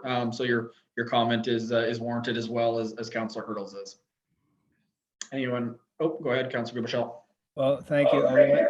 Although I generally agree with Councillor Hurdle's opinions on many things, I would have to disagree here, I'm afraid. I think that the proponent grew up here in St. Andrews and knows the town well and indicated that he was willing to work with the neighbors and is reaching out to the neighbors. And I don't think we should put the brakes on this before it starts.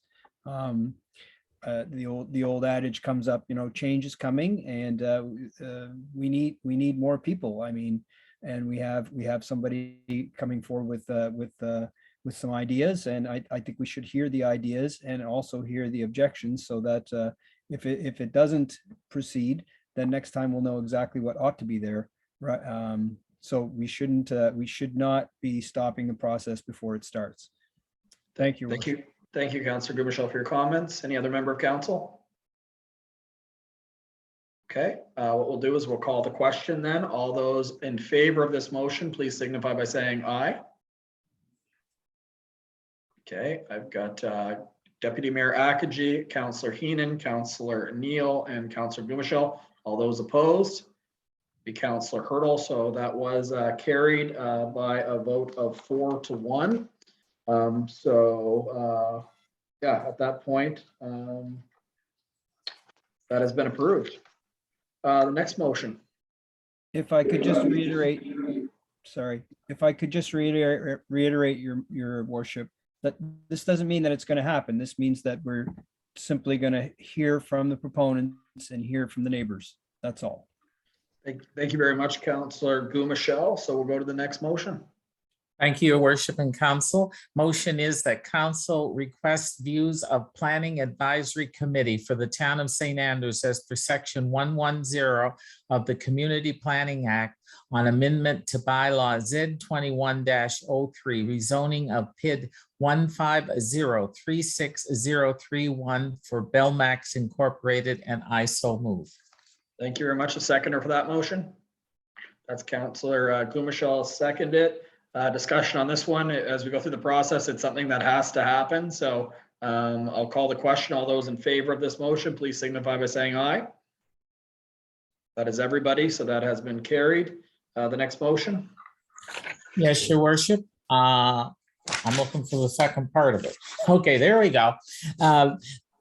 Your Worship, that Council sets the date of Monday, January the 10th at 7 p.m. through an electronic meeting for public hearing of objection as per Section 111 of the Committee Planning Act on amendment to Bylaw Z21-05, rezoning of PID 150-36031 for Belmax Incorporated, and I so move. Thank you. A seconder for that motion. Councillor Gumashell, any discussion on the hearing of objections date? Okay, if not, I'll call the, Councillor Neal. Thank you, Your Worship. I was just going to ask a question regarding the time. I just happened to notice that there's half an hour between the 2 hearing of objections if this gets passed, and I'm just wondering if that's going to be a sufficient time. So we have one at 6:30 PM for the previous motion. I recused myself, I'm assuming. Yes. Through Mr. Knopper in the actual meeting, could we just put subsequently for the 7 PM? So if it does get done in time, we're good. If otherwise, it'll kick off as soon as that one's over. Is that okay? Through your worship, that's fine. I can put that on the agenda. Sorry, apologies. Please note, yes, if one meeting goes over an extended time, I will make sure that it is addressed on the agenda so the public does know that it could be extended slightly. Does that work for you, Councillor Neal? Perfect. So we'll call that a friendly amendment because it does say 7 PM or directly after. Any other discussion on the hearing objections? All right, let's call the question. All those in favor of this motion, please signify by saying aye. That's everybody. That has been approved. So the hearing of objections date has been set. Just a quick question on that. Now that it's been set, what would be the process of notifying people that are affected in the area? So through your worship, we're going to be sending out within a 100-meter radius, similar to the way we do variances and rezonings. Anybody within those 100 meters will receive a letter notifying the date, the time, and how to participate. And from there, we will do the general notices as we do to post on our website and social media. Thank you very much, Mr. Knopper. That is good for the public to know. We're now moving ahead to new business, and it is motion on page 174, which would be Councillor Blanchard, and I think the Deputy Mayor has recused herself from that one, so it's her turn. So you're good to go, Councillor Blanchard. Thank you, Your Worship. So reference number PW 211204. It's a Charlotte County Dial-A-Ride parking space and winter vehicle exemption. Charlotte County Dial-A-Ride is requesting the use of a parking space at the W.C. O'Neill Arena Complex to park their transit van for use. They're also asking of a winter parking ban exemption. Council discussed this request at the November 29th Committee of Council meeting. So the motion is that Council approves a parking space and winter parking ban exemption at the W.C. O'Neill Arena in the town of St. Andrews for the Charlotte County Dial-A-Ride transit van, and I so move. Thank you very much, Councillor Blanchard. Seconder for that motion. Councillor Heenan, any discussion on that one? All in favor of that motion, please signify by saying aye. Anyone opposed? Nobody? That has been carried. Next motion would be Councillor Gubashel. A long one again. Thank you, Your Worship. RCS 211203 submitted by myself, and the subject is Year of the Garden 2022, Proclamation, Communities in Bloom, and Canadian Garden Council. And the background reads, the Year of the Garden 2022 is the centennial celebration of Canada's horticulture sector, marked with the 100th anniversary of the Canadian Nursery Landscape Association. I messed that up. From January 1st to December 31st, 2022, we will commemorate and celebrate Canada's rich garden heritage, celebrate today's vibrant garden culture, and create legacies for a sustainable future. Planning is underway for a year of exciting activities, celebrations, special events, and promotions that will take place in communities, schools, businesses, public gardens, and backyard gardens in all parts of Canada. By joining Canada's celebration of the Year of the Garden 2022, you will demonstrate leadership and inspire and engage your citizens using evidence-based information and actions to contribute to the sustainability of your municipality. The town of St. Andrews has been requested to support the Year of the Garden 2022 through a proclamation and helping to promote gardening initiatives in the town. Thank you, Roger. Thank you very much. And I'll read the proclamation if this motion passes. So could I have, you're moving on that, Councillor Gumashel? You're on mute there. Sorry. Sorry, I guess I didn't read the motion. Or do you read that motion? You can just say support the proclamation. I'll read it. Does Okay, that work for I you, support the Councillor? proclamation and make the motion. Thank you. Okay, seconder for that one. Councillor Heenan, any discussion on this one? Okay, all those in favor of approving this motion, please signify by saying aye. That is everybody. I have some reading to do. Whereas Communities in Bloom, Brunswick, Quebec, in collaboration with the Canadian Garden Council, invite all municipalities to celebrate the Year of the Garden 2022. Whereas the Year of the Garden 2022 celebrates the centennial of Canada's horticultural sector. Whereas gardens and gardening contribute to the quality of life in our municipality, our climate action goals, and create safe and healthy places where people can come together in the spirit of inclusivity and reconciliation. Whereas the Year of the Garden 2022 will highlight and celebrate the importance of contributions of gardeners, our local garden organizations, horticultural professionals, local horticultural businesses, which contribute to the garden culture and experience of our municipality. Whereas gardens and gardening have helped us face the challenges of the COVID-19 pandemic. Now, therefore, be it resolved that the town of St. Andrews hereby proclaims 2022 as the Year of the Garden in celebration of the contributions of gardens and gardening to the development of our country, our municipality, and the lives of our citizens in terms of health, quality, and life, and environmental challenges, and that the Saturday before Father's Day, National Garden Day, June 18th, 2022, will be recognized as Garden Day in the town of St. Andrews as legacy of Canada's Year of the Garden 2022, and that the town of St. Andrews is committed to being a garden-friendly city, supporting the development of its garden culture, and is proud to have that all municipalities across Canada be invited to proclaim 2022 to be the Year of the Garden in their respective municipalities, and that a copy of this resolution be provided to the Federation of Canadian Municipalities for that purpose.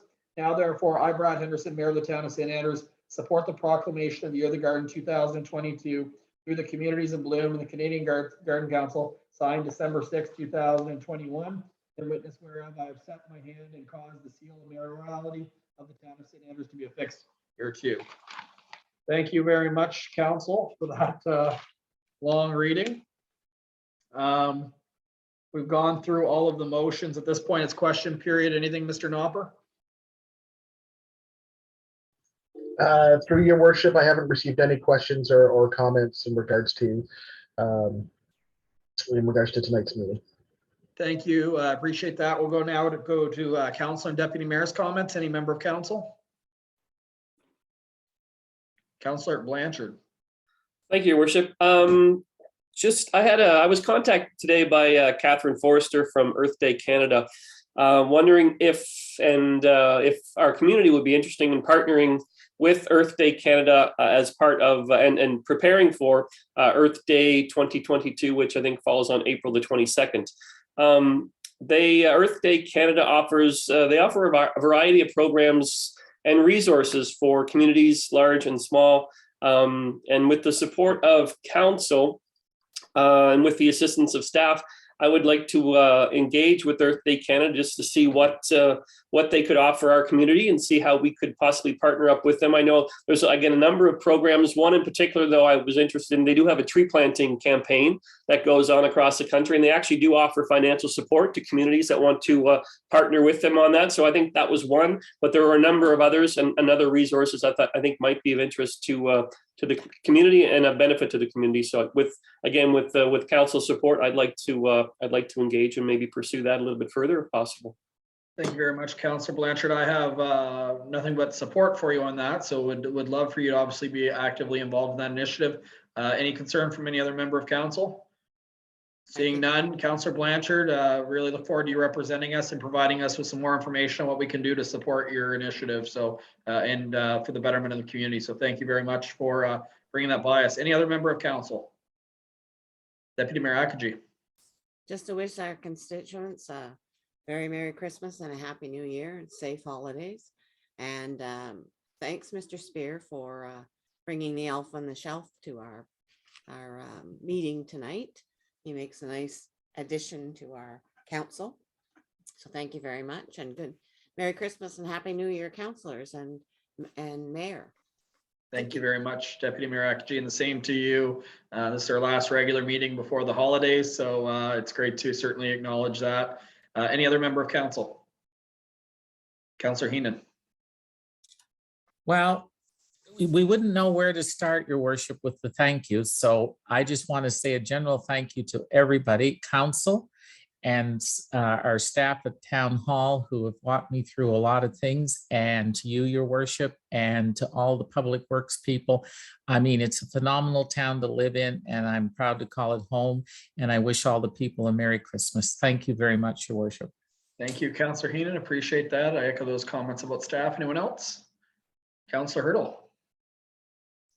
Just quickly, I just wanted to kind of say that now that I'm somewhat on the inside and I get the opportunity to see how things work, I just wanted to give a special shout out to town staff. The town looks absolutely fantastic. And I don't think really I realized the level of creativity, ingenuity, dedication, hard work that the town staff have. So I just wanted to say that I really, really appreciate the work they're doing and always do, and their ability to think out the box and their design sense too is very, very appreciated. Thank you very much, Councillor Hurdle. I agree.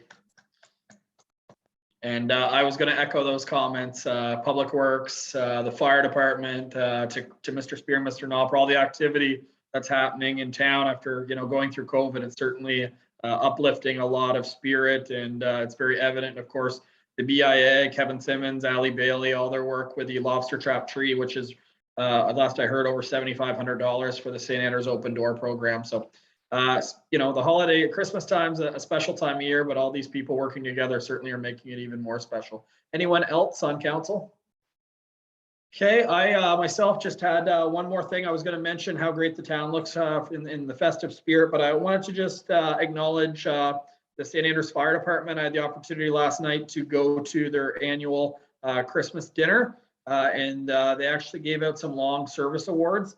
I just wanted to highlight that Robin Craig has had 40 years for their fire department, which is just incredible. Jeff Cross, 35 years. Joanne Hahn, 15.